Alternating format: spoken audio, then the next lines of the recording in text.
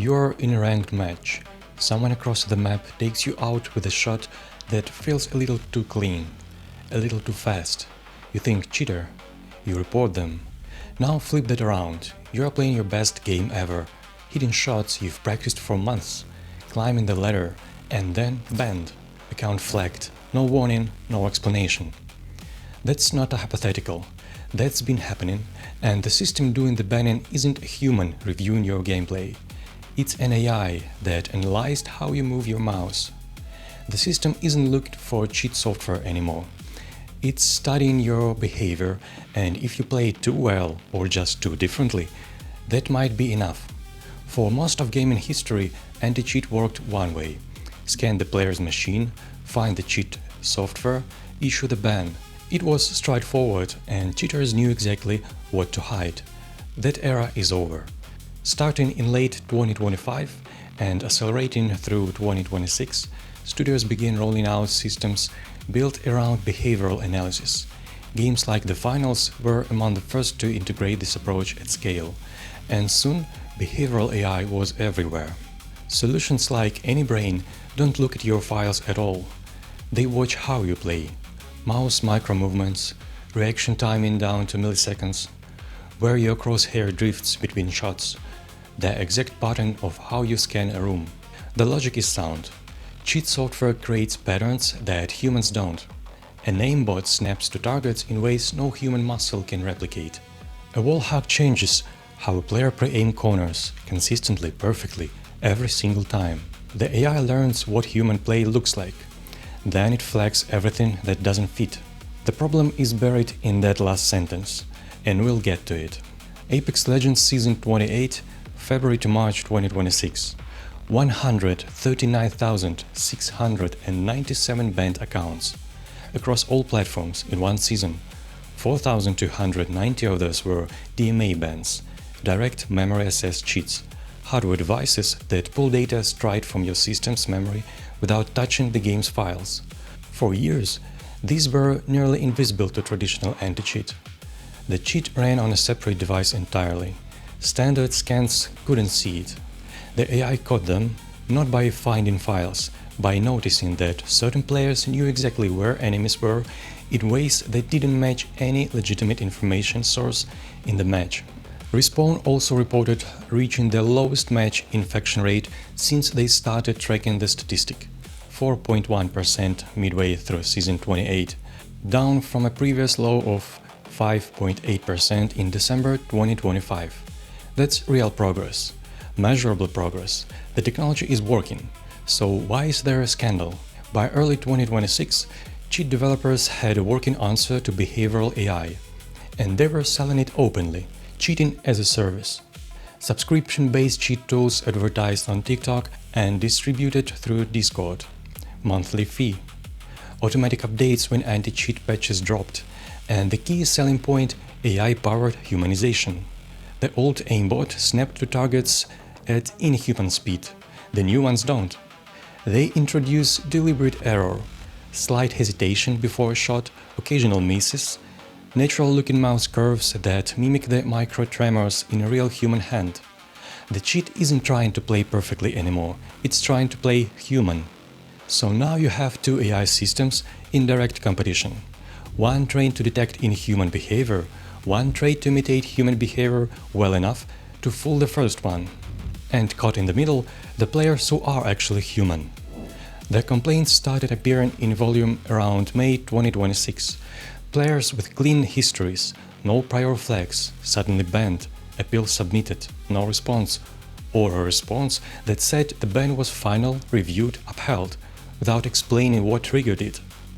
The pattern in the reports was consistent. These weren't players who had just discovered the game.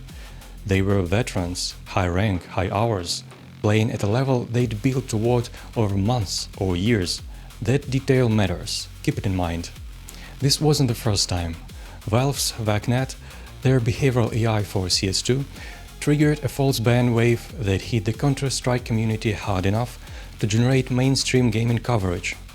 Innocent players banned, community outcry, the same fundamental question underneath all of it: who checks the AI?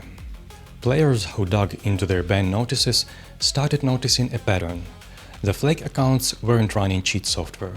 They were flagged for how they moved their mouse, for how fast they ranked up, for the hardware they were using. None of it involved a cheat file, all of it triggered the AI. Fast rank progression, a player climbing faster than average for their region, statistically abnormal, potentially suspicious.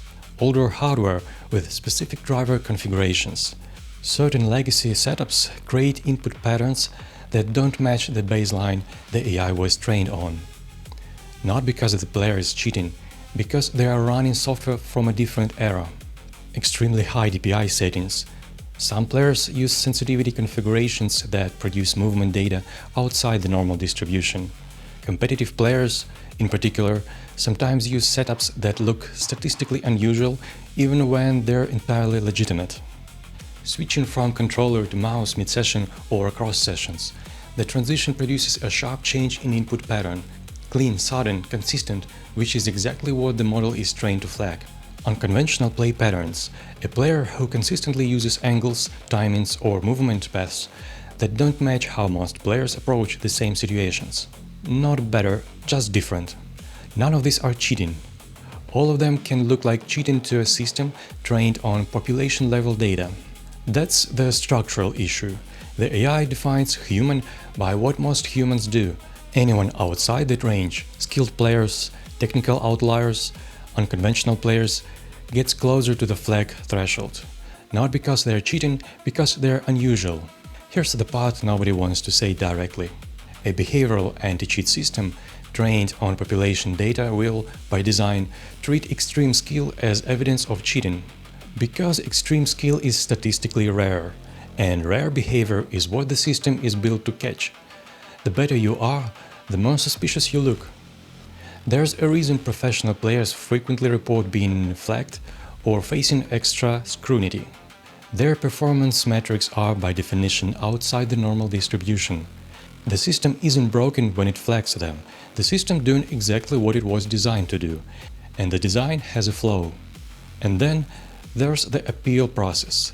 Multiple reports in 2026 suggest that in a significant portion of cases, ban appeals are being processed without a human ever reviewing the specific gameplay in question. The AI flags the account, the ban is issued, the appeal is reviewed by a different automated system. Humans enter the loop only at escalation, which most players never reach. That's unconfirmed at the studio level, but the volume and consistency of reports makes it hard to dismiss. Anti-cheat used to check your software, now it judges your behavior. And the more sophisticated the neural network gets, the harder it becomes to draw a clean line between catching cheaters and automating suspicion of anyone who plays unusually well. The numbers out of Apex Season 28 are genuinely impressive. The technology is working better than anything that came before it. Cheater infection rates are dropping. Hardware cheats that were invisible for years are getting caught. But the people building cheat tools are adapting just as fast. The next generation of cheats isn't going to look like software. It's going to look exactly like a human player having a good game. It might even type GG in the chat after winning. So the question isn't whether AI anti-cheat works. It clearly does, at scale, in ways traditional methods couldn't. The question is what happens when the cheaters get good enough at looking human that the system can't tell the difference.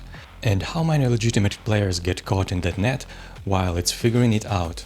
If you had to choose a game with more cheaters or a game where the anti-cheat bans innocent players often enough that you might be next, which is the lesser problem? That's not a rhetorical question. Drop your answer in the comments, because the gaming industry is going to have to answer it in a much more consequential way pretty soon. And the second question, should any permanent ban issued by an AI require a human to sign off before it goes through? Every studio has a different answer. None of them are saying it out loud. If you want to understand more about how AI is reshaping games from the inside out, my videos on AI NPCs and why studios are replacing artists with AI are both on this channel. And see you next time!